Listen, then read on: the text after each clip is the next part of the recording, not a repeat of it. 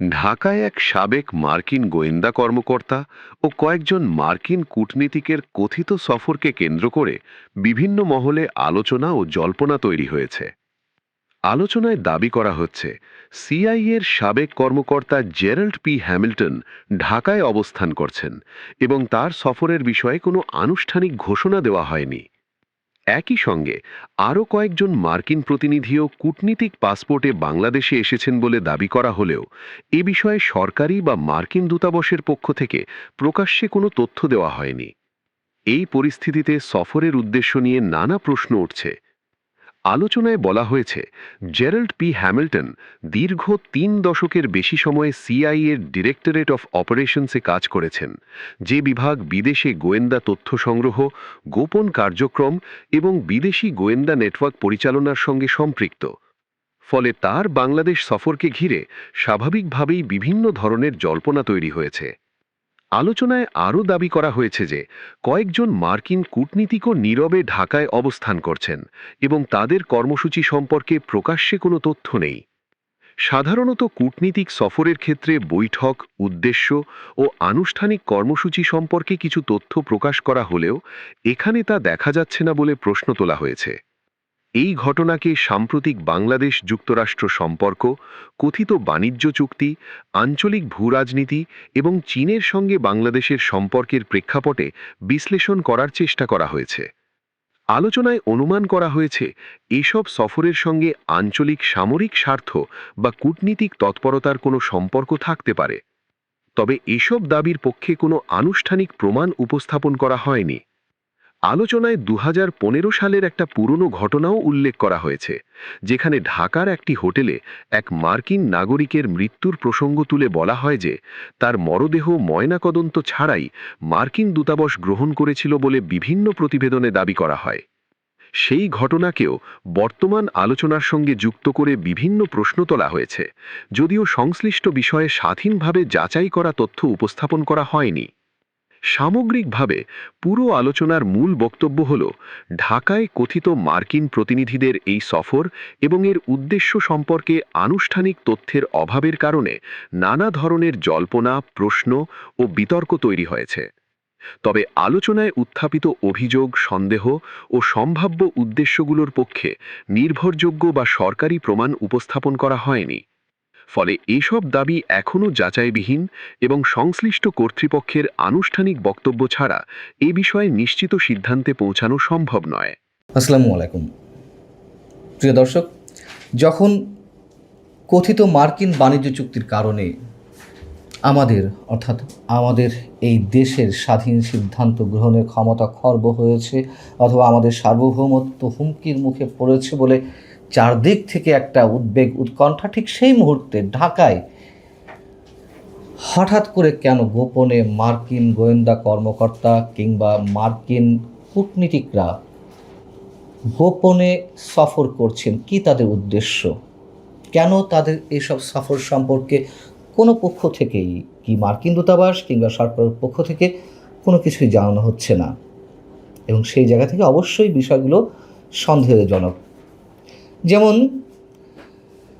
মার্কিন যে সাবেক গোয়েন্দা কর্মকর্তা জেরাল্ড পি হ্যামিল্টন,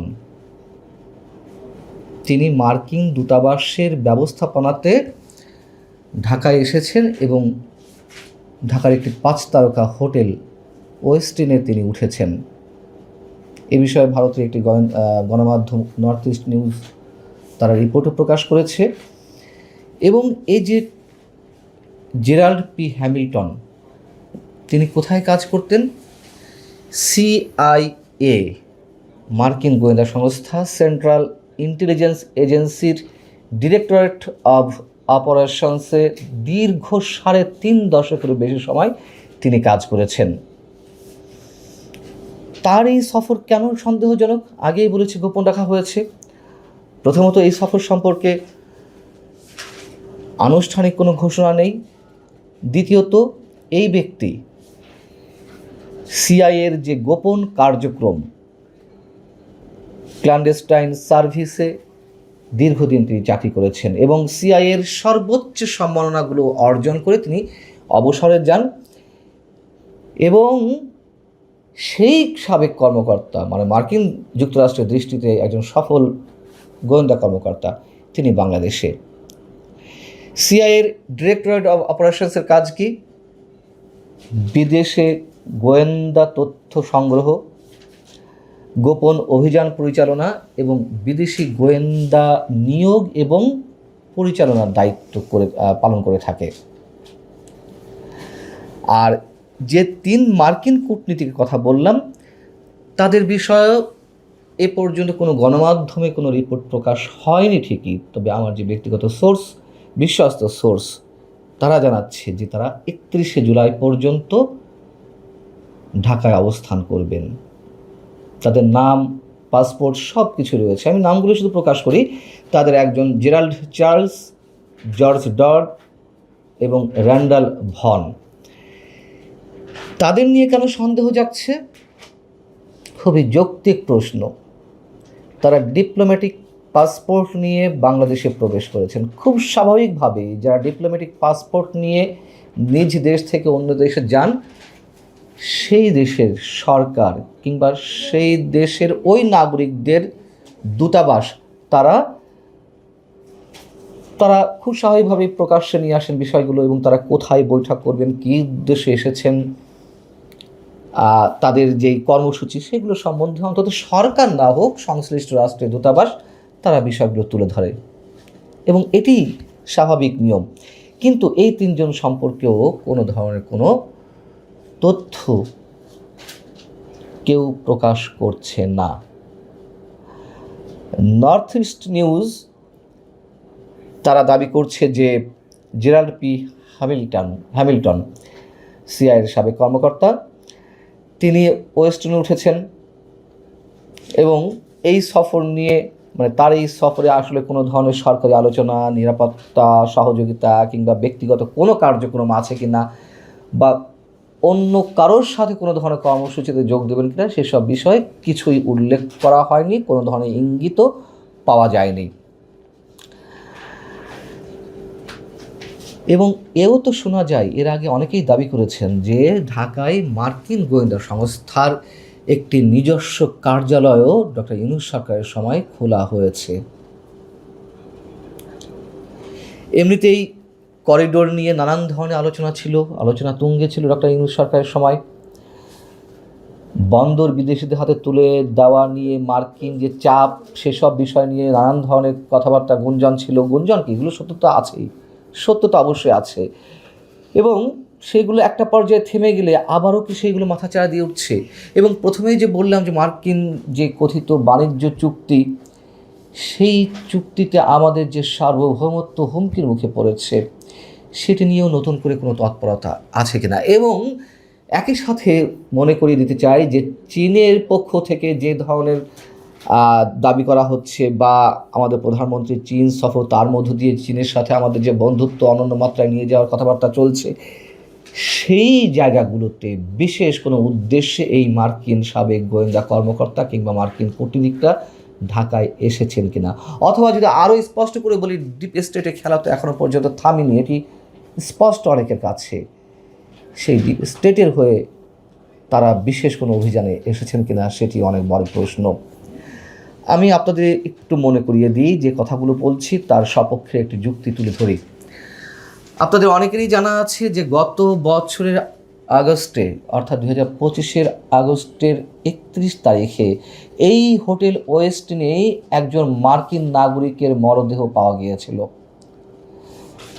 পুলিশের খাতায় তিনি একজন ব্যবসায়ী ছিলেন, কিন্তু রহস্যটা ওইখানেই, যখন কিনা ওই মার্কিন নাগরিকের মরদেহ কোনো ধরনের ময়না তদন্ত ছাড়াই মার্কিন দূতাবাস সেটি গ্রহণ করে। অর্থাৎ কোনো ধরনের ময়না তদন্ত ছাড়াই, পোস্টমর্টেম রিপোর্ট ছাড়াই মার্কিন দূতাবাস সেই মরদেহটি তড়িঘড়ি করে গ্রহণ করে। কেন, কী কারণে? একজন বিদেশি নাগরিক, সেটি মার্কিন নাগরিক হোক আর ভারতীয় নাগরিক হোক, তাদের কারোর মৃত্যু ঘটবে রহস্যজনক কারণে, আর তার পোস্টমর্টেম হবে না, পোস্টমর্টেম ছাড়াই সংশ্লিষ্ট রাষ্ট্র তার লাশ নিয়ে নেবে, সেখানেই রহস্য, সেখানেই প্রশ্ন। বাংলাদেশের গণমাধ্যমে তার মৃত্যুর খবরটি এসেছে যদিও, অনেক গণমাধ্যমে এসেছে, কিন্তু বিস্তারিত কিছু বলা হয়নি। ভারতীয় একটি গণমাধ্যম বা বেশ কয়েকটি গণমাধ্যম ওই সময় রিপোর্ট করেছিল যে ওই মার্কিন নাগরিক আরভেল জ্যাকসন নামে ওই মার্কিন নাগরিক, তিনি ছিলেন আমেরিকান স্পেশাল ফোর্সের সিনিয়র কর্মকর্তা। 20 বছরেরও বেশি সময় ধরে তিনি মার্কিন সেনাবাহিনীতে কাজ করেছেন, একাধিক যুদ্ধে অংশ নিয়েছিলেন। আর্মি ন্যাশনাল গার্ডে 3 বছর কাজ করার পর 2006 সালে তিনি মার্কিন সেনাবাহিনীতে যোগ দেন এবং 2024 সালে তিনি 6 বার বাংলাদেশে আসেন এবং আমাদের পুলিশের খাতায় শুধুমাত্র ছিল তিনি ব্যবসায়িক কর্মকাণ্ডে বাংলাদেশে এসেছেন। যদি তাই হয়ে থাকে, সেই প্রশ্নটি আবারও তুলতে হয় যে কেন পোস্টমর্টেম ছাড়া তার মরদেহ মার্কিন দূতাবাস গ্রহণ করলো, কোথায় তাদের দুর্বলতা ছিল, এবং আমাদের সংশ্লিষ্ট রাষ্ট্র বা সরকারও বা কেন তা নিয়ে কোনো প্রশ্ন তুলল না। মার্কিন গোয়েন্দা কর্মকর্তারা হোক বা মার্কিন ডিপ্লোম্যাটরা হন, যখন কোনো কিছু গোপন করা হবে তাদের সফর নিয়ে, খুব স্বাভাবিক মানুষের মধ্যে প্রশ্ন জাগবেই, নানান ধরনের গুঞ্জনের ডালপালা ছড়াবে, গুঞ্জন থেকে গুজবও ছড়াতে পারে। আর যদি গুজব না হয়ে থাকে, যদি গুঞ্জন না হয়ে থাকে, যা কিছু রটছে নিশ্চয়ই এসবের পিছনে অবশ্যই বিশেষ কোনো উদ্দেশ্য রয়েছে।